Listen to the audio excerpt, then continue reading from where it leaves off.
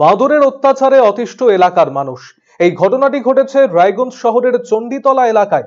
জানা গিয়েছে গত সপ্তাহ খানেক ধরে দুটি বাঁদর এলাকায় ঘুরছে।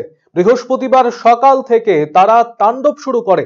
বাঁদরের আক্রমণে আহত হয় কয়েকজন, তাদের হাসপাতালে ভর্তি করানো হয়েছে। খবর পেয়ে ছুটে আসে উত্তর দিনাজপুর পিপলস ফর অ্যানিমালসের সদস্যরা।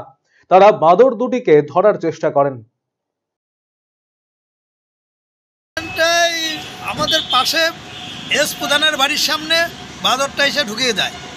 এখন ঢুকে আছে, চারিদিক দিয়ে লোকজনকে কামড়াচ্ছে। এখন কিছু কিছু লোক হসপিটালে ভর্তি হয়ে গেছে। আর এইভাবে কামড়ানোর পরে অনেক ক্ষতি হয়ে যাচ্ছে আমাদের এখানকার। কতদিন ধরে বাঁদরটা এখানে দেখা যাচ্ছে? বাঁদরটা মোটামুটি 7-8 দিন থেকে এখানে ছুটে আছে, একটা না দুটা। কোথা থেকে এসছে এগুলো দেখা জানতে পারছেন? আমাকে বললো কারোর বাড়িতে রাখা ছিল, ওখান থেকে ছুটে গিয়ে এখন এই উত্তর দিনাজপুর পিপল ফর অ্যানিমালস থেকে আসছে ওনারা ধরার জন্য। চণ্ডীতলা সংলগ্ন এলাকায় একটা বানর উৎপাত করে বেড়াচ্ছে, তো লোকজন ফলো করছে, ভিড় করছে, দু একজনকে আঁচড় ও কামড়ও দিয়ে দিচ্ছে। তো এখানকার লোকজন খবর দিয়েছিল, তো আমরা ওটাকে ধরার চেষ্টা করছি, যদিও বানর ধরা খুব মুশকিল।